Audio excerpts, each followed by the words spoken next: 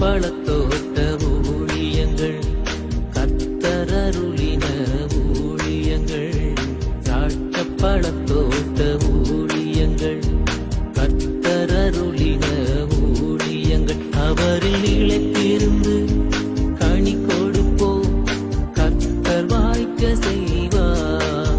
அவரில் நிலைத்திருந்து கனி கொடுப்போம், கத்தர் வாய்க்க செய்வார்.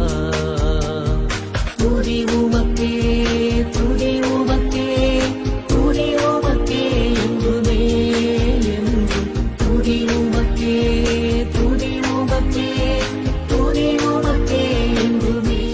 சிறியவனை பொழுதிலிருந்தும் எளியவனை குப்பையிலிருந்தும் எடுத்து உயர்த்தி ராஜாக்களோடும் பிரபுக்களோடும் வந்திருக்க செய்கிற அருமை ஆண்டவர் இயேசு கிறிஸ்துவின் இனிதான நாமத்தினாலே இந்த சத்தத்தை கேட்கின்ற அனைத்து தேவனுடைய பிள்ளைகளுக்கும் என்னுடைய அன்பான வாழ்த்தல்கள்.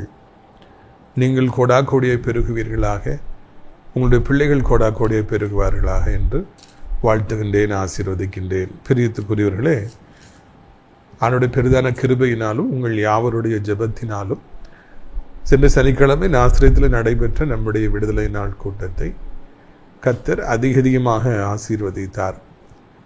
பயங்கரமான வெயில் முதல் நாள் வரைக்கும் சுட்டரிச்சுக்கிட்டு இருந்தது. இரவெல்லாம், அதுக்கு முந்தின நாள் இரவெல்லாம் நான் ஜெபித்து கொண்டிருந்தேன், ஆண்டவரே நாளைக்கு நல்ல கூல் கிளைமேட்டை தர வேண்டும், ஜனங்கள் சோர்ந்து போயிடக்கூடாது, நானும் ரொம்ப நேரம் நின்று பிரசங்கம் பண்ணணும், மக்களுக்கு ஜெபம் பண்ணணும், அதனால் நம்முடைய கிருபை அதிகமாக வேண்டும் என்று சொல்லி நான் ஜெபித்தேன். பிரியத்துக்குரியவர்களே, என்ன ஆச்சரியம் பாருங்கள், காலையிலிருந்தே கூல் கிளைமேட், ஊட்டி கொடைக்கானல் இந்த மாதிரி நல்ல கூலாக இருந்தது. ஆண்டவர் வெயிலை கெட்டி போட்டார், பரவே இல்லை. எல்லாரும் சுகமாக கூட்டத்தில் பங்கு பெற்று சந்தோஷமாக கடந்து போனார்கள். மே மாதம் என்றால் எவ்வளவு கத்திரி வெயில், எவ்வளவு சுட்டரிக்கும். கர்த்தர் அது வராதபடி பாதுகாத்தார், நல்ல செய்தியை கொடுத்தார். ஜனங்களுக்காக தனித்தனியாக நின்று பாரம் எடுத்து ஜெபிக்க, அநேகர் விடுதலைப்பட, தேவனுடைய நாமம் மகிமைப்பட கர்த்தர் உதவி செய்தார். பிரியத்துக்குரியவர்களே, ஜெபித்த உங்கள் யாவருக்கும் நாம் நன்றிகளை தெரிவித்துக் கொள்கிறோம். இந்த வாரம் சனிக்கிழமை சென்னையில் வைத்து கர்த்தருக்கு சித்தமானால் நம்முடைய விடுதலை நாள் கூட்டம் நடைபெறும். அங்கே உங்களுக்கு தெரியும், சென்னையில் நிறைய ரயில்வே ஸ்டேஷன் வரிசையாக இருக்கும். அதில் பல்லாவரம் ரயில்வே ஸ்டேஷன் வந்தீங்கன்னா அங்கேருந்து பம்மல் ரோட்டில் நிறைய ஷேர் ஆட்டோ போகும். முத்தமிழ் நகர் பஸ் ஸ்டாப்பில் வந்து நீங்கள் இறங்கி அதில் சியோன் காம்ப்ளெக்ஸ்னு ஒன்று இருக்கும், பின்னால் வந்தீங்கன்னா லிஃப்ட்டு, மேலே 4வது மாடியில் நான் உங்களுக்காக காத்திருப்பேன். சென்னை கூட்டத்தை சகோதரர் மங்களராஜா அவர்கள் பல வருடமாய் சிறப்பாக பொறுப்பெடுத்து நடத்தி வருகின்றார்கள். அவருடைய குடும்பத்தின் சார்பாக கூட்டத்தின் இறுதியிலே நல்ல விருந்து அனைவருக்கும் உண்டு. அது மாத்திரமல்ல, அடியாறு கூட்டத்தின் இறுதியிலே உங்கள் யாவருக்கும் தனித்தனியாக ஜெபிப்பேன் என்பதையும் நான் அறிவித்துக்கொள்ள ஆசைப்படுகிறேன். இப்படியாக ஒவ்வொரு சனிக்கிழமையும் ஒவ்வொரு ஊருக்கு சென்று நாம் கூட்டங்கள் நடத்தி வருகிறோம். லீவு நாட்கள்ங்கிறதுனால எல்லா பிள்ளைகளும், தேவனுடைய பிள்ளைகளும் சென்னையில் திரளாக வந்து பங்கேற்க ட்ரை பண்ணுங்க. நம்முடைய நாசரேத் தேவனுடைய மாளிகை, அதாவது நாசரேத் பஸ் ஸ்டாண்ட்லேருந்து சாத்தாங்குளம் போகிற வழியில் 5வது கிலோமீட்டரில் லெஃப்ட் சைடில் மெயின் ரோட்டை ஒட்டி இருக்குது. அந்த அடைக்கலான் குருவி முதியோர் இல்லம் என்பது கர்த்தருடைய அநாதி தீர்மானத்தின்படி ஆரம்பிக்கப்பட்டு இப்பொழுது அநேக முதியவர்கள் உள்ளே இருந்து சுகமாக தங்கியிருக்கிறாங்க. அங்கே தினந்தோறும் அவர்களுக்கு 3 வேளையும் ஜெபம் நடத்தப்படுகிறது. ஆறுதல் அடைகின்றார்கள், உற்சாகப்படுத்தப்படுகின்றார்கள், ஆசீர்வதிக்கப்படுகின்றார்கள். நல்ல நல்ல குருவானவர்கள், நல்ல நல்ல ஊழியக்காரர்கள் வந்து அவங்க ஜெபத்தில் நடத்துகிறாங்க. அது மாத்திரமல்ல, அவர்களுக்கு நாம் 3 வேளையும் மிக சிறப்பான உணவை கொடுத்து அவர்களை நாம் பலப்படுத்தி வருகிறோம். கர்த்தரின் நாமத்துக்கு ஸ்தோத்திரம் உண்டாகட்டும். இந்த வாரத்தில் சென்னையிலேருந்து ஒரு சகோதரி வந்து சேர இருக்கிறாங்க. 1ஆம் தேதி ஒரு அம்மா புக் பண்ணியிருக்கிறாங்க. இப்படி நிறைய பேர் வந்து சேர்ந்துட்டுருக்குறாங்க. இதுதான் சரியான ஒரு நேரம். நானே மாளிகிறேன் என்று உங்களை வரவேற்று எல்லாருக்கும் அறிமுகப்படுத்துவதற்கு அது வசதியாக இருக்கும். எனவே இந்த ஆவிக்குரிய முதியோர் இல்லத்தை நீங்கள் பயன்படுத்தி கொள்ளுங்கள். அதே மாதிரி உங்கள் வீடுகளில் நல்ல நாட்கள் வருகிற பொழுது, பிறந்த நாட்கள், திருமண நாட்கள் மற்றும் நினைவு நாட்கள் வருகிற பொழுது நீங்கள் விரும்பினால் இங்கே இருக்கிற தேவனுடைய பிள்ளைகளுக்கு விருந்து கொடுக்கலாம். கர்த்தர் உங்களை ஆசீர்வதிப்பாராக. இயேசு கிறிஸ்துவின் ஊழியத்தின் பாதையிலே ஒரு பகுதியை நாம் தியானிக்க இருக்கிறோம். மார்க்கு 3வது அதிகாரம் 13ஆம் வசனம் முதல். மார்க்கு 3:13 முதல். பின்பு அவர் ஒரு மலையின் மேல் ஏறி தமக்கு சித்தமானவர்களை தம்மிடத்தில் வரவழைத்தார். அவர்கள் அவரிடத்துக்கு வந்தார்கள். அப்பொழுது அவர் 12 பேரை தெரிந்து கொண்டு அவர்களை தம்முடைய நம்மோடு கூட இருக்கவும் பிரசங்கம் பண்ணும்படியாக தாம் அவர்களை அனுப்பவும் வியாதிகளை குணமாக்கி பிசாசுகளை துரத்தும்படி அவர்கள் அதிகாரமுடையவர்களாக இருக்கவும் அவர்களை ஏற்படுத்தினார். அவர்கள் யாரெனில், ஆண்டவர் மலை மேலே ஏறுறாங்க, ஏறி அங்கே இருந்து ஜெபம் பண்ணுறாங்க ரொம்ப நேரம். எப்பொழுதும் மலையின் மேலே ஏறி ஆண்டவர் ஜெபிப்பதை வழக்கமாக கொண்டிருந்தார். மனுஷ சஞ்சாரத்தை அவர் விரும்பவில்லை. அவர் பிதாவோடு தனித்திருக்கும்படியாக விரும்பினபடியினாலே அந்த தனித்திருக்கிற நேரத்தில் எவரும் குறுக்காக வரக்கூடாது என்பதற்காகவே மலைகளை தெரிந்து கொண்டு அதன் மேலே ஏறி ஆண்டவர் ஜெபித்தார். ஜெபித்து விட்டு வந்து 12 பேர்களை தன்னோடு கூட இருக்கும்படியாக சீசர்களாக இருக்கும்படியாக அவர் தேர்வு செய்கிறார். எப்பொழுதுமே ஜெபித்து தேர்வு செய்வது என்பது மிகவும் நலமானதாக இருக்கும். அவசரப்பட்டு ஆத்திரப்பட்டு அவங்க சொல்கிறாங்களே இவங்க சொல்கிறாங்களேன்னு சொல்லி ஓடி போய் தேர்வு செய்யும் பொழுது நாச மோசங்கள் ஏற்படும், வாழ்க்கையே நாசமாகிவிடும்.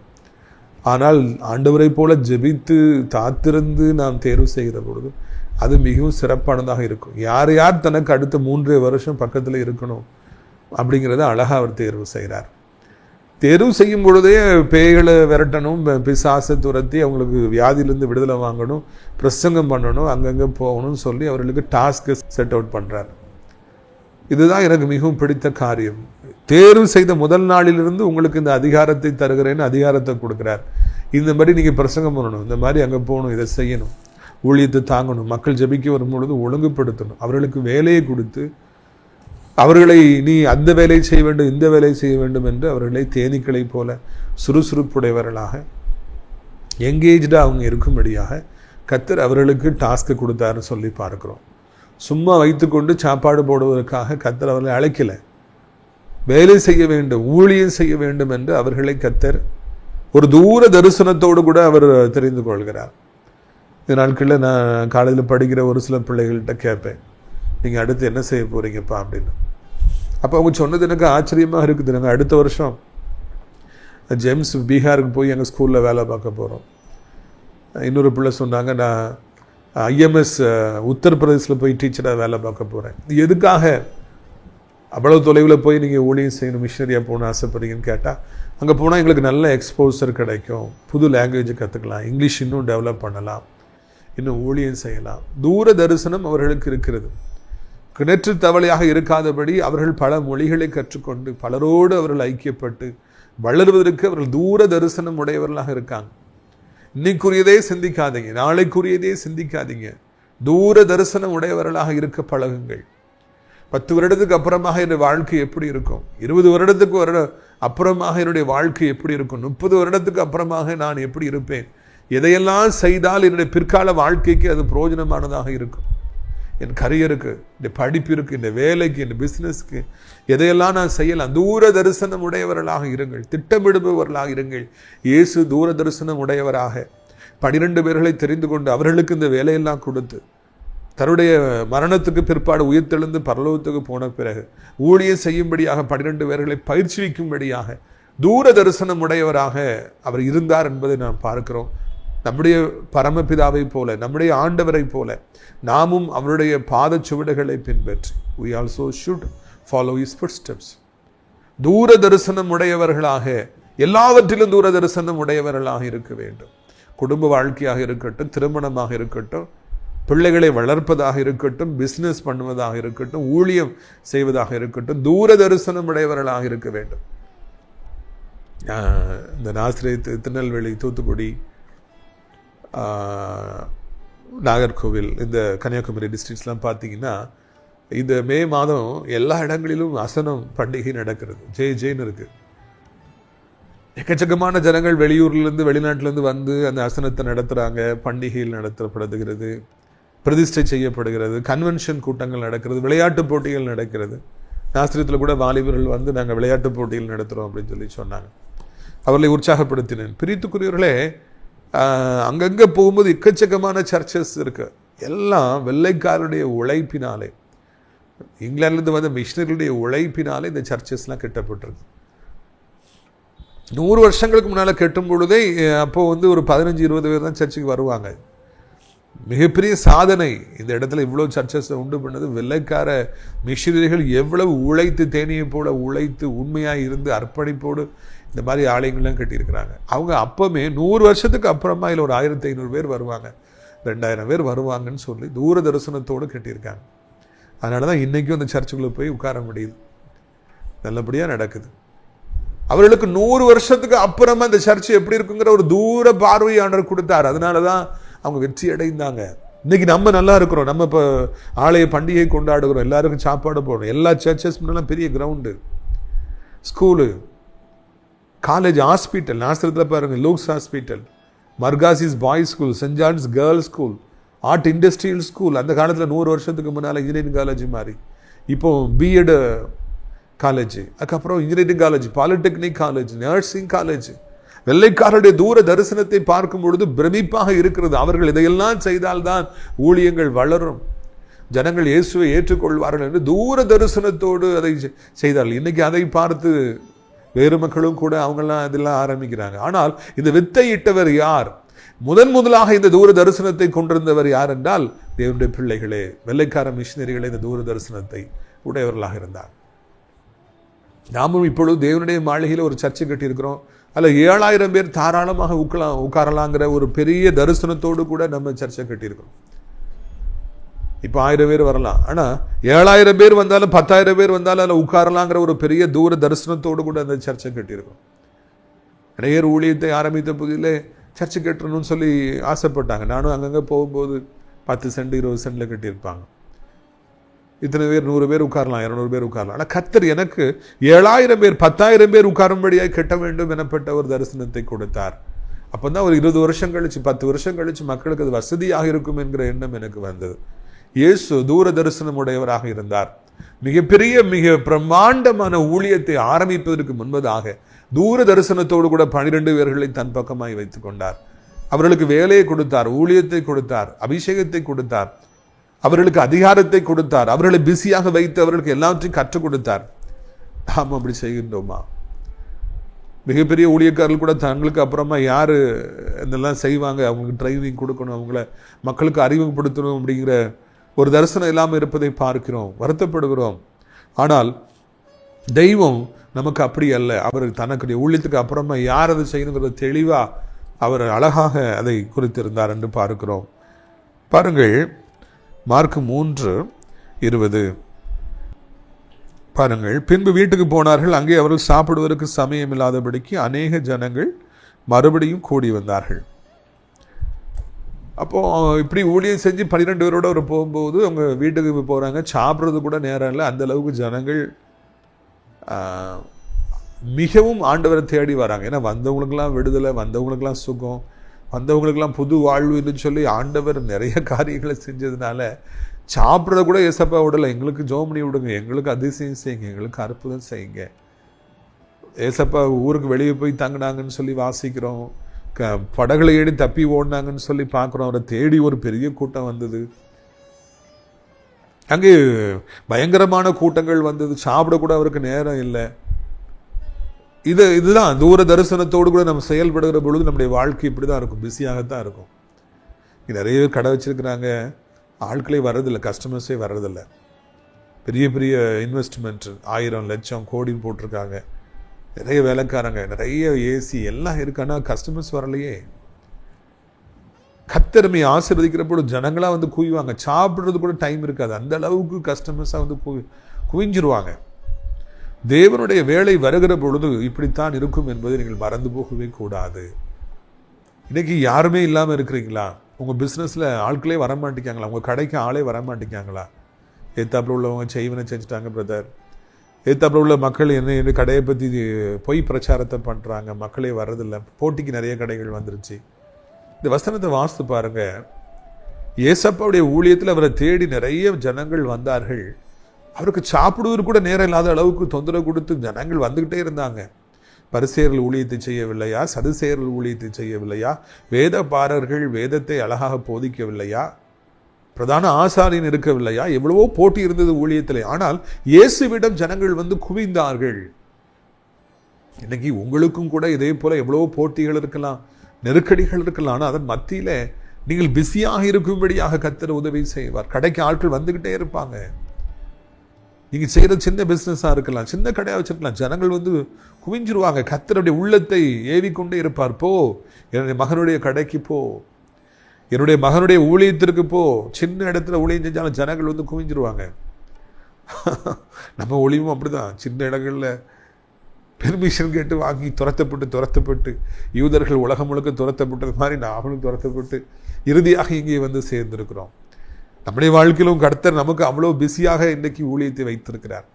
நீங்களும் கூட பிஸ்னஸ்க்கும் இது அப்ளிகபிள் ஆகும், படிப்புக்கும் அப்ளிகபிள் ஆகும், இன்ஸ்டிடியூஷன்ஸ்க்கும் அப்ளிகபிள் ஆகும். பிஸியாக கர்த்தர் உங்களை வைத்திருப்பார் என்பதை மறந்துவிடக்கூடாது. பாருங்கள், மார்க் 3வது அதிகாரம் 21வது வசனம். அவருடைய இனத்தார் அதை கேட்ட பொழுது அவர் மதிமயங்கியிருக்கிறார் என்று சொல்லி அவரை பிடித்துக் கொள்ளும்படி வந்தார்கள். எருசலேமிலிருந்து வந்த வேத பாரகர்கள், இவன் பெயல்செபூலை கொண்டிருக்கிறான், பிசாசுகளின் தலைவனாலே பிசாசுகளை துரத்துகிறான் என்றார். ஜோக்க பார்த்தீங்களா? ஏசப்பா எப்போ தனக்குன்னு ஒரு ஊழியத்தில் ஒரு குடும்பத்தை ஏற்படுத்தி தூர தரிசனம் கொண்டு அவங்களுக்கு வல்லமையை கொடுத்து மிக பிஸியாக ஊழியம் செஞ்சிட்டு இருக்காங்க. மக்கள் வந்து குவிஞ்சிட்டு இருக்காங்க. எப்போ பழைய குடும்பத்தை விட்டுட்டு இந்த குடும்பத்துக்கு வந்தாரோ அப்போ அதை பழைய ஃபேமிலினா அவருடைய சொந்த குடும்பம் விட்டுட்டு இப்போ ஊழிய குடும்பத்துக்குள்ள வந்துட்டாரு. மக்களுடைய பொது வாழ்வுக்காக ஏசப்பா வந்துட்டாங்க.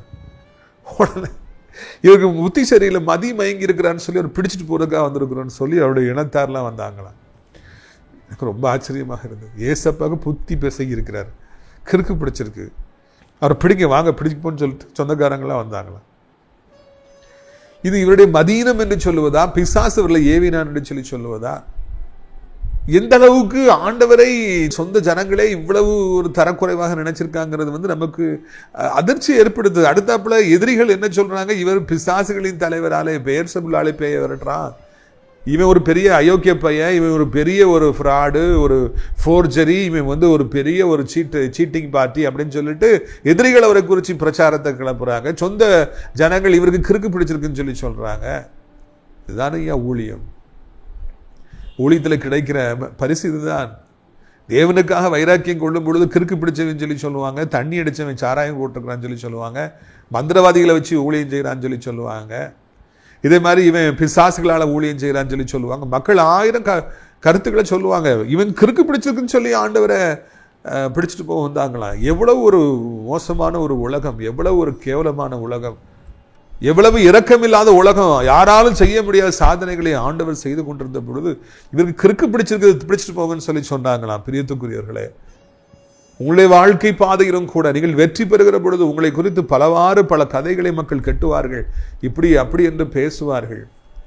நீங்கள் கிறுக்கு பிடித்தவர்கள் என்று சொல்லி சொல்லுவார்கள், மோசமானவர்கள் என்று சொல்லி சொல்லுவார்கள், பிரியன் என்று சொல்லி சொல்லுவார்கள், நீங்கள் நிறைய பேரை ஏமாற்றி இருக்கிறீங்கன்னு சொல்லி சொல்லுவாங்க, உங்களை பற்றி இல்லாத பொல்லாதன்னு சொல்லி விடுவாங்க.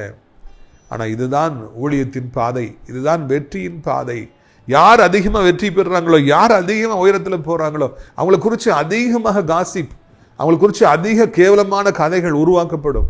ஆண்டவரை குறித்து உருவாக்கப்பட்டது என்றால் நம்மை குறித்தும் நிச்சயமாக உருவாக்கப்படும், உங்களை குறித்தும் நிச்சயமாக உருவாக்கப்படும் என்பதை நீங்கள் மறந்துவிடக் கூடாது என்று உங்களை அன்போடு அழைக்கிறேன். கிறுக்கு பிடிச்சிருக்குன்னு ஆண்டவர் சொல்றாங்க, பிடிச்சிட்டு போயிடும் வாங்க. அந்த வண்டியில் வந்து ஊரில் பைத்தியம் பிடிச்சிட்டு போகிறவங்கள பிடிச்சிட்டு போவாங்கல்ல, நாய்களை பிடிச்சிட்டு போவாங்க, அதே மாதிரி ஆண்டவரை பிடிச்சிட்டு போகணும்னு சொல்கிறாங்க. ஏன் அவன் பேயை வச்சு பெயல்செபூலை வச்சு பேய்களை விரட்டுறான்னு சொல்லி சொல்கிறாங்க.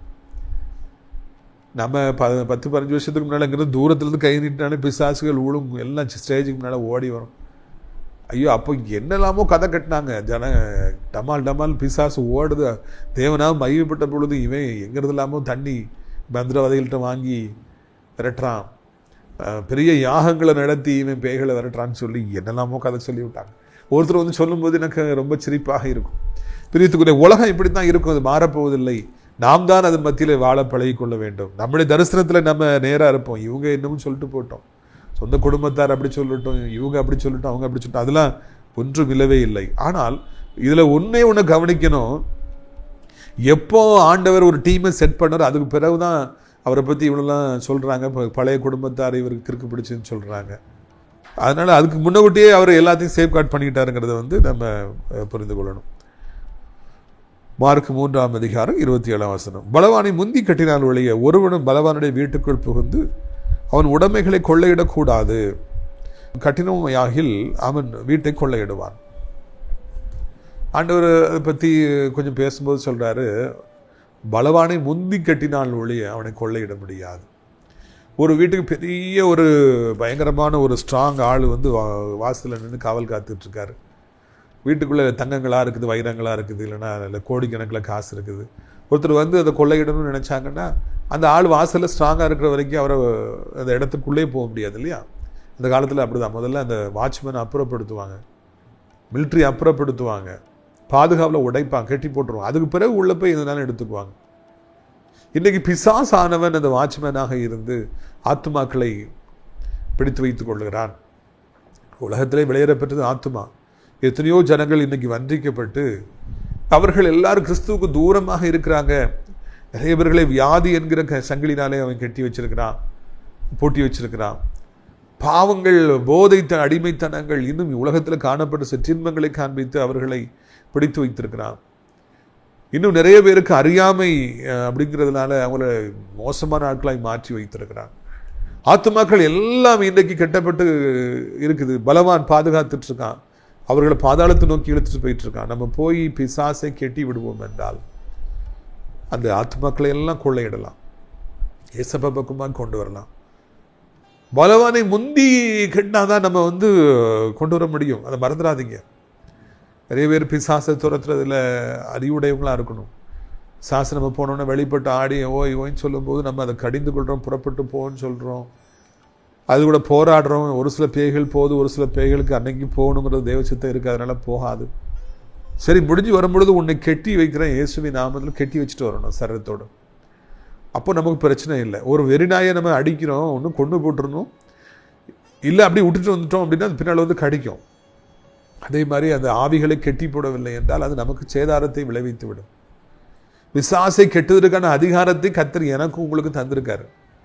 நிறைய ஊழியக்காரர்களுக்கு தெரியறதில்லை, பாவம். அதனால் அவங்க குடும்பங்கள்லாம் நிறைய பிரச்சனைகளை சந்திக்கிறது.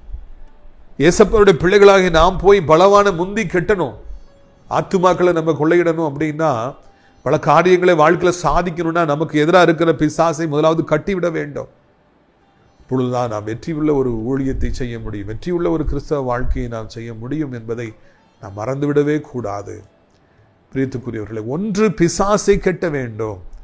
கெட்டி போட்டால் நம்ம நிறைய ஊழியம் செய்யலாம். இன்னொன்று பாருங்க, அதில் அழகாய் சொல்லுகிறது, ஆண்டவர் சொல்றாரு.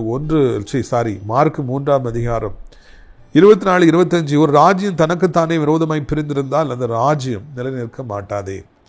ஒரு வீடு தனக்குத்தானே விரோதமாய் பிரிந்திருந்தால் அந்த வீடு நிலைநிற்க மாட்டாதே. பெரிய கவர்மெண்ட்டாக இருக்கட்டும், கிங்டமாக இருக்கட்டும், இல்லைன்னா ஃபேமிலியாக இருக்கட்டும், அதில் பிரிவினை இருந்துச்சுன்னா அது நிற்காது. சேர்ந்திருந்தால் தான் பெரிய காரியங்களை செய்ய முடியும்.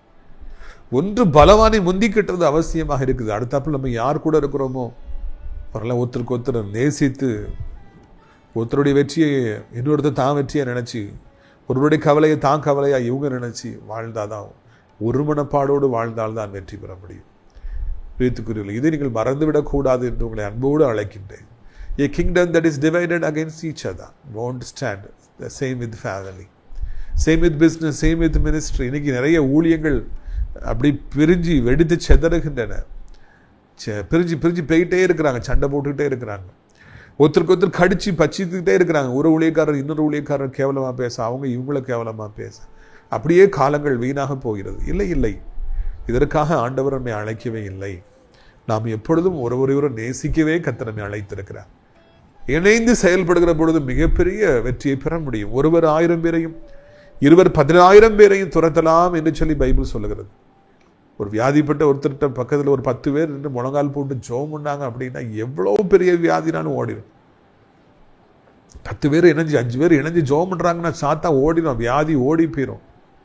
தனியாக ஜெபிக்கிறத விட ஒரு கொஞ்சம் பேர் சேர்ந்து ஜெபிச்சா அவ்வளவு வல்லமையாக இருக்கும் என்பதை நாம் மறந்து போகவே கூடாது. அதனால் இணைந்திருந்து ஜெபிக்க வேண்டும். பலவானை முந்தி கட்டணும், நம்ம சேரணும், சேர்ந்து ஜெபிக்கணும். அங்கே எதிரியை முதல்ல கெட்டி விட வேண்டும். நம்ம கெட்டி வச்சிட்டோம்னா அதுக்கு பிறகு அது அகலாது. அப்படி நம்ம தான் மறுபடியும் போய் அவுத்து விட முடியும்.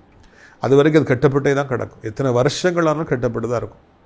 இதையெல்லாம் மனதில் வைத்துக்கொண்டு வெற்றிகரமான ஒரு ஊழியத்தை நீங்கள் செய்ய வேண்டும் என்று சொல்லி உங்களை அன்போடு கூட நான் அழைக்கின்றேன். தூர தரிசனம் எவ்வளவு முக்கியம் என்பதை ஆண்டவர் இந்த நாளில் நமக்கு கற்றுக் கொடுத்தார். எனவே நாமும் கூட தூர தரிசனத்தை நாம் வாழ்வோம், மிகப்பெரிய வெற்றியை பெறுவோம். உங்களுடைய ஆசீர்வாதங்களுக்காக, சுகத்திற்காக, பலத்திற்காக, நன்மைகளுக்காக, விருத்திக்காக, ஐஸ்வர்யத்திற்காக, எதிர்காலத்துக்காக நான் ஜெபிக்கும்படியாக விரும்புகிறேன். கண்களை மூடுவீர்களா? அப்பா பிதாவே, வானத்துக்கும் பூமிக்கும் ஆண்டவரே, எங்கள் ஆண்டவரே, நீர் இந்த பூமியில் சகல அதிகாரம் எனக்கு கொடுக்கப்பட்டிருக்கிறது என்று சொல்லி சொன்னீங்க. நீங்கள் இருக்கும் பொழுது நாங்கள் பயப்படணுங்கிற அவசியம் இல்லை. சிலுவையில் 6 மணி நேரம் அசையாமல் தொங்கி எல்லா வியாதிகளையும், எல்லா சாபங்களையும், எல்லா பிசாசின் கிரியைகளையும் கர்த்தாவே நீங்கள் ஆண்டவரை சுமந்து தீர்த்துட்டீங்க. அதற்காக நன்றி அப்பா. நீங்கள் சுமந்து தீர்த்த பிறகு ஆண்டவர் நாங்கள் எதுக்கும் பயப்படுங்கிற அவசியமே இல்லை ஐயா.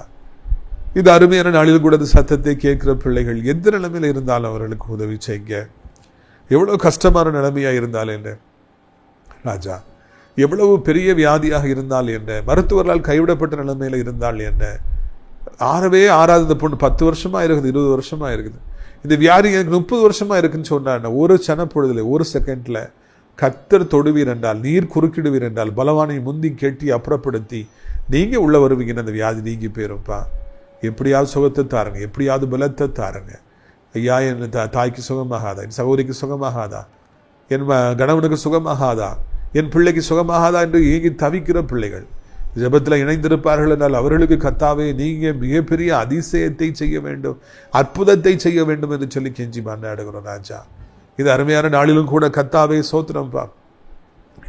என்ன வியாதி இருந்தாலும் நீங்கி போகட்டும். தூக்கம் இல்லை, சாப்பிட முடியல, வாமிட்டா வருது, பிரச்சனை, நடக்க முடியல, தலை சுத்துது, கிறக்கமாக இருக்குது, மோஷன் போக மாட்டேங்குது, யூரின் போக மாட்டேங்குது, கிட்னி செயல்பட மாட்டேங்குது, கிருமி இன்ஃபெக்ஷனாக இருக்குது, எல்லாம் மாறட்டும்.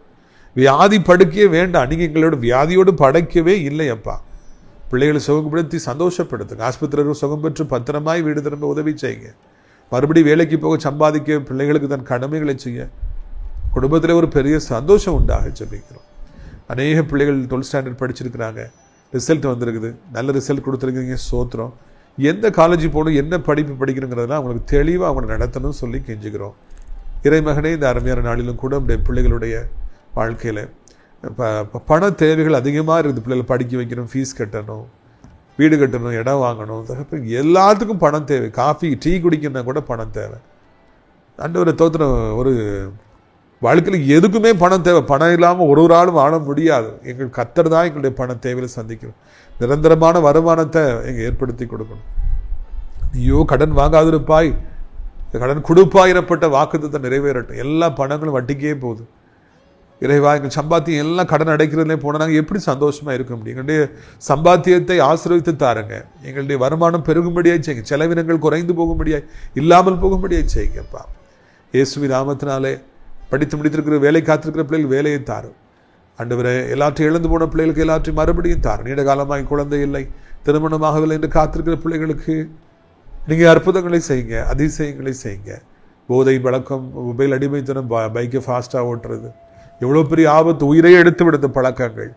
இதில் பிள்ளைகள் அழிந்து விடாதபடிக்கு அவருடைய பெற்றோருடைய கண்ணீரை கண்டு அவர்களை ஆண்டவரை ரட்சிக்கும்படிக்கு ஜெபிக்கிறோம். வயதானவர் கீழே விழுந்து விடாதபடி 2 கையில் அளவில் ஏந்தி கொள்ளுங்க அப்பா. சடிதில் எந்த ஆபத்து மரணங்கள் வந்து விடாதபடியே நீங்கள் காத்துக்கொள்ளுங்க, வேலி அடைத்து பாதுகாத்துக் கொள்ளுங்க. உலகம் இருக்கிற அத்தனை நாடுகளையும் ஆசீர்வதிங்க. அமைதி சமாதானம் உண்டாகட்டும். எங்கள் தாய் திருநாடா இந்தியாவை ஆசீர்வதிங்க. அனைத்து பிள்ளைகளையும் ஆசீர்வதிங்க. அனைத்து தேவனுடைய பிள்ளைகளையும், அனைத்து ஊழியக்காரர்களையும் ஆசீர்வதிங்க. ஆசிரியர் திராட்சைப்பட தொட்ட ஊழியர்களை நேசிக்கிறேன். நாள்தோறும் நம்முடைய நிகழ்ச்சிகளை பார்க்கிறேன், அறிவுபடுத்துகிறேன். ஜெபத்தினால காணிக்கைகளை தாங்கிற நல்ல உள்ளம் படைத்த அனைவரையும் ஆசீர்வதி. தேவா, எங்களுக்காக யாவற்றையும் செய்து முடித்திடணும். அடைக்கலான்குரிய முதியோரிடத்தில் தங்க ஏராளமான இடங்கள் உண்டு. ஜனங்களை அழைத்து கொண்டு வாரும், நீர் மகிமைப்படும். இயேசுவின் மூலம் ஜெபிக்கிறோம் நல்ல பிதாவே, ஆமென். என் ஆத்துமாவை கர்த்தரை சோத்திரி, என் முழு உள்ளமே அவருடைய பரிசுத்த நாமத்தை சோத்திரி. என் ஆத்துமாவை கர்த்தரை சோத்திரி, அவர் செய்த சகல உபகாரங்களையும் ஒருபொழுதும் மறவாது. கர்த்தராகிய இயேசு கிறிஸ்துவின் கிருபையும், பிதாவாகிய தேவனுடைய அன்பும், பரிசுத்தாவினுடைய அந்யோன்ய ஐக்கியம் இல்லாத பிரசனம் அனைவரோடு இன்றைக்கு சதா காலங்களில் நிலைத்திருப்பதா. Hallelujah, hallelujah. God bless you. Amen.